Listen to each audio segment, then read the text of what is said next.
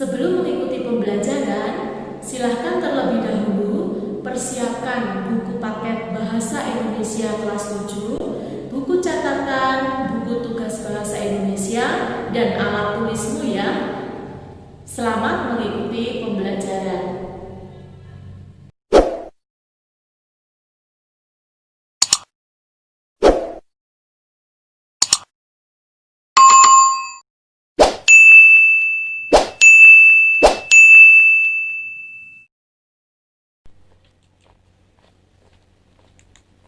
Anak-anak, hari ini kita akan mempelajari tentang struktur dan kebahasaan teks laporan hasil observasi atau disingkat TLHO. Struktur teks laporan hasil observasi terdiri dari 1. Pernyataan umum atau definisi umum atau gambaran umum atau deskripsi umum tentang klasifikasi dan definisi. 2. Deskripsi bagian. 3. Simpulan.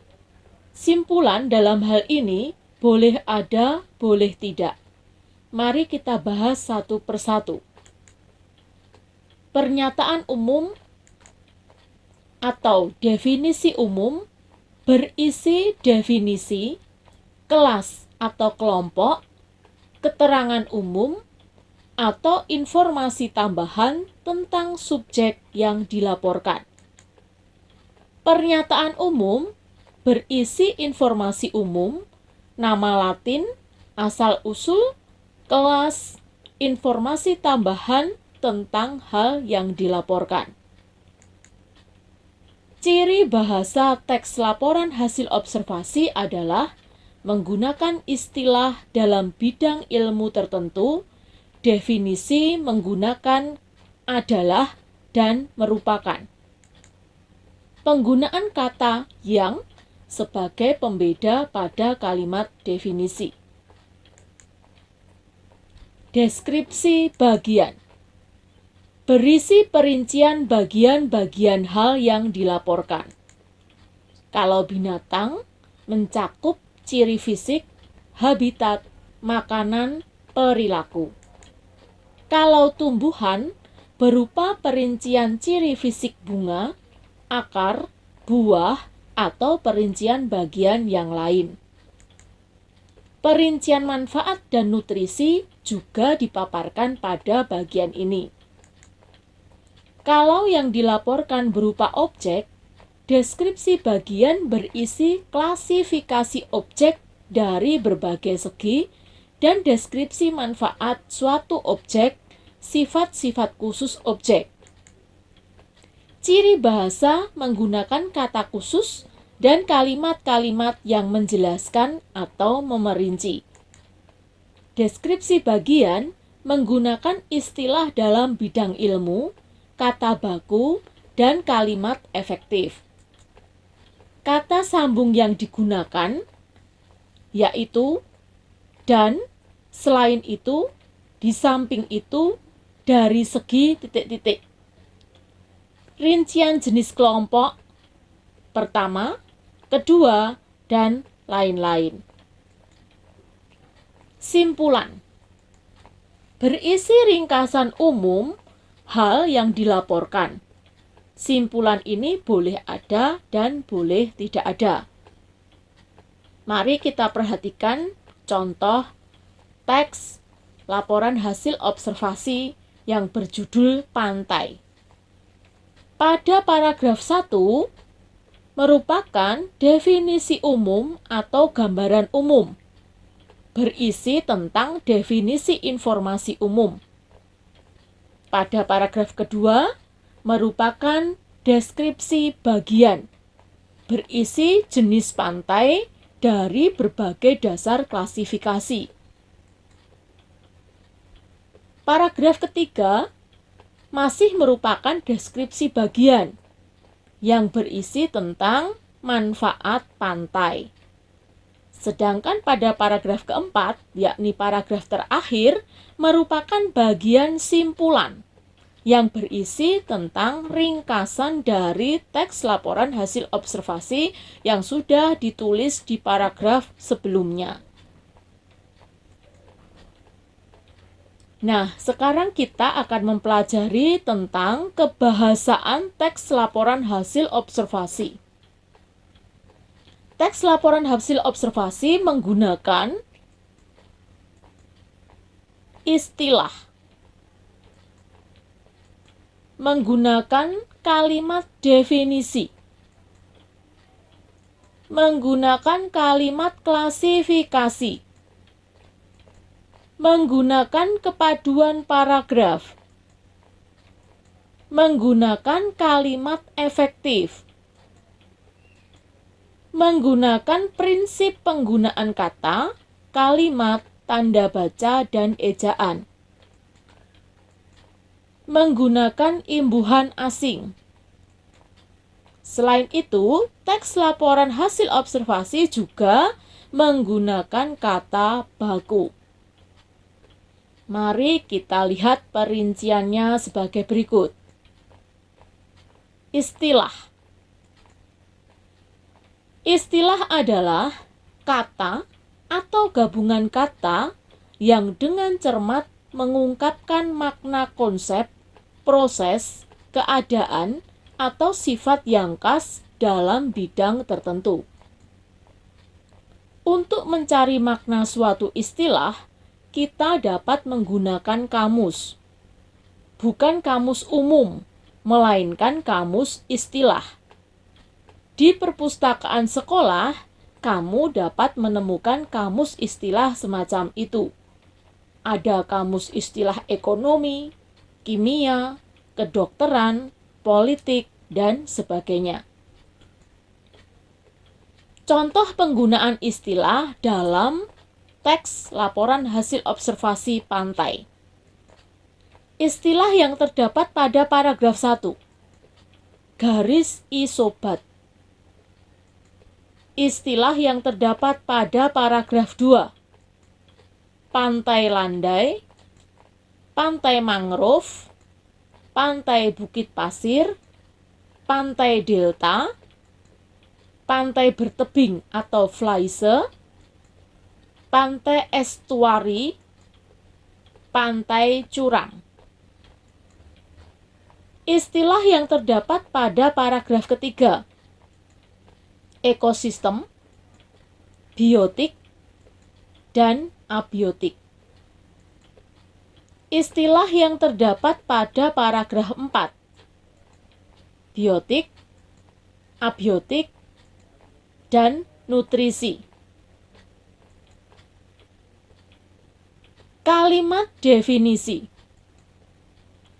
Kalimat definisi adalah kalimat yang bersifat memberikan keterangan atau penjelasan atas suatu objek secara umum, alias rangkaian kalimat yang memberikan penjelasan dan batasan dari arti sebuah istilah. Maka dari itu, kalimat definisi seringkali memuat kata titik-titik adalah titik-titik. Perhatikan paragraf 1, teks laporan hasil observasi berjudul pantai. Pada paragraf 1, kalimat pertama merupakan kalimat definisi, yakni kalimat pantai adalah batas antara daratan dengan laut. Berikutnya, kita akan membahas tentang kalimat klasifikasi. Kalimat klasifikasi adalah kalimat yang berisi keterangan pengelompokan berdasarkan sifat atau ciri-ciri tertentu. Paragraf klasifikasi adalah sebuah paragraf yang topik utamanya dikembangkan dengan mengelompokkannya ke dalam beberapa kelompok yang berdasarkan sifat atau ciri-ciri tertentu. Perhatikan paragraf kedua dari teks laporan hasil observasi berjudul pantai. Di situ terdapat beberapa kalimat klasifikasi. Antara lain, ada pantai landai. Di sana juga tertulis ciri-ciri tentang pantai landai tersebut. Selain itu juga ada kalimat termasuk pantai jenis ini adalah pantai mangrove, pantai bukit pasir, pantai delta, dan pantai estuari. Ini juga merupakan contoh kalimat klasifikasi pengelompokan yang termasuk jenis pantai landai.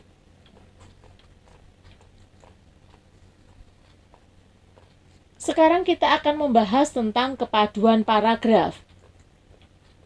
Kepaduan paragraf adalah salah satu ketentuan atau syarat paragraf yang baik. Teks laporan hasil observasi harus memiliki kepaduan paragraf. Kepaduan paragraf dapat kita lihat dari susunan kalimatnya yang logis dan serasi, serta menggunakan konjungsi atau kata sambung yang tepat untuk menghubungkan antar kalimat. Selain itu, di dalam teks laporan hasil observasi, kita juga harus menggunakan kalimat yang efektif. Kalimat efektif adalah kalimat yang disusun berdasarkan kaidah-kaidah yang berlaku, seperti unsur-unsur penting yang harus dimiliki setiap kalimat, subjek dan predikat. Memperhatikan ejaan yang disempurnakan, serta cara memilah kata atau diksi yang tepat dalam kalimat. Selain menggunakan kalimat efektif, juga menggunakan prinsip penggunaan kata, kalimat, tanda baca, dan ejaan. Menggunakan kata baku atau sesuai Puebi. Mengingat teks laporan hasil observasi adalah teks yang berdasarkan ilmu pengetahuan. Menggunakan kalimat efektif yang bersifat singkat, jelas, dan padat makna. Menggunakan dan memerhatikan huruf kapital. Huruf kapital dipakai di awal kalimat dan huruf pertama nama diri geografi. Tanda koma dipakai di antara unsur-unsur dalam suatu perincian atau pembilangan. Misalnya, dan ataupun. Dipakai di belakang kata penghubung antar kalimat yang terdapat pada awal kalimat. Misalnya, kata jadi, dengan demikian. Tanda titik. Tanda titik dipakai di akhir kalimat.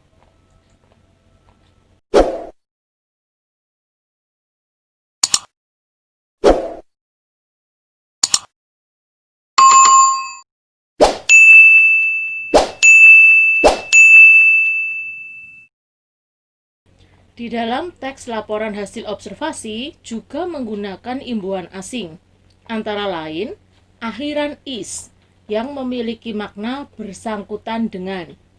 Contoh, praktis, teknis, kronologis. Akhiran isasi menyatakan proses atau menjadikan sesuatu. Contoh, spesialisasi, globalisasi, naturalisasi. Awalan. Anti dalam kata anti karat. Bilateral. Inframerah. Ekstrakurikuler. Hipertensi. Inaktif, ilegal. Devaluasi. Selain itu juga menggunakan kata baku. Kata baku adalah kata yang pemakaiannya disesuaikan pada pedoman atau kaidah bahasa yang sudah ditentukan. Contoh tidak baku, ngumpulkan. Kata bakunya menjadi mengumpulkan. Ngelihat. Kata baku melihat. Kata ambilin kata baku ambilkan. Mempengaruhi menjadi memengaruhi. Merubah, kata bakunya mengubah. Hipotesa, kata bakunya hipotesis. Analisa, kata bakunya analisis.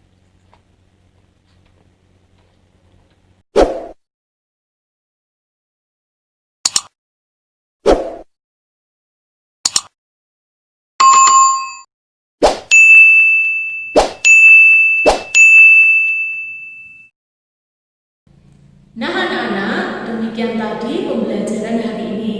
Semoga bermanfaat. Sampai jumpa kembali di pembelajaran yang akan datang. Ingat, tetap jaga kesehatan, tetap semangat, Tuhan memberkati.